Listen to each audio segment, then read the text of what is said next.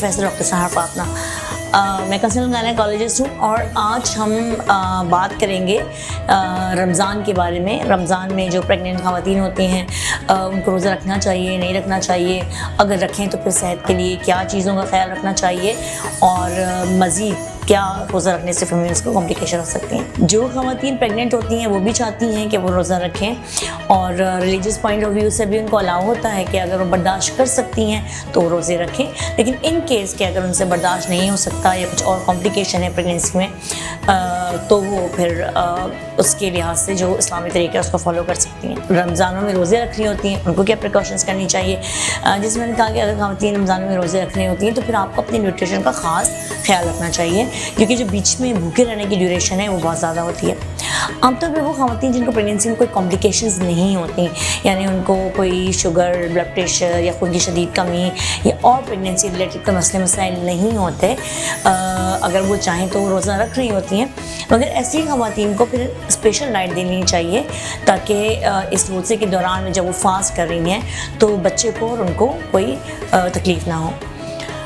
करना क्या है, सबसे पहले सहरी में जो आप डाइट लेती हैं, हम ऑफ कोर्स प्रेगनेंसी में कहते हैं जब आप रोज़ा रखें तो आप प्रॉपर्ली हाइड्रेटेड होनी चाहिए, यानी वाटर का इंटेक या जूसेस जो भी आप ले रही हैं वो अच्छी अमाउंट में लें, क्योंकि आपकी बॉडी में डिहाइड्रेशन ना हो।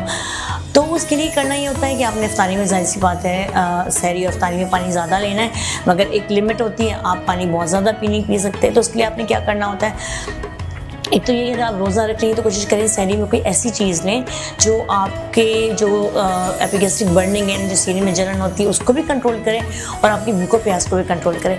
तो इसलिए एक लस्सी या दही बहुत अच्छी चीज़ है, ये प्रोबायोटिक भी होता है। अगर आप सहरी में लस्सी या दही लेती हैं तो एक तो ये कि आपको बहुत देर तक आप हाइड्रेटेड भी रहती हैं और इसके अलावा जिन ख़वातीन को हमल में तेज़ाबियत हो रही होती है वो भी कंट्रोल हो जाती है।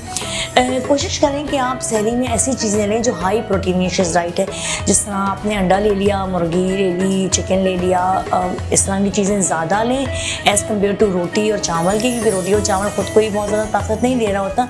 लेकिन अगर आप फ्रूट्स लेंगी, दूध लेंगी, अंडा लेंगी, इस तरह की चीज़ें लेंगी तो इससे आपका जो ड्यूरेशन है फास्टिंग है वो आराम से गुजर जाएगा। सेकेंडली, जब सहरी करती हैं तो कोशिश ये किया करें कि आप अगर सहरी में बहुत ज़्यादा ज़ाहिर बात नहीं खा सकती तो रात को सोने से पहले एक अच्छी अमाउंट में अपना फूड लेके सोएं, ताकि सुबह तक आपको अगर ज़्यादा सहरी नहीं की जाती तो आपकी न्यूट्रिशन डाउन नहीं हो। तारी में जब आप डाइट ले रही होती हैं कोशिश करें कि खजूर का इस्तेमाल करें। खजूर बहुत आयरन रिच होता है, बहुत अच्छा होता है। मिस कॉन्सेप्ट है कि खजूर गर्म में नहीं लेना चाहिए, खजूर बहुत अच्छी चीज़ है, ये आपका पोटेशियम भी रिस्टोर करता है, न्यूट्रिएंट्स भी अच्छा करता है, खून की कमी को भी दूर करता है। तो अजवा खजूर, ये जो भी खजूर आपको पसंद है वो ज़रूर आप इफ्तारी में लें।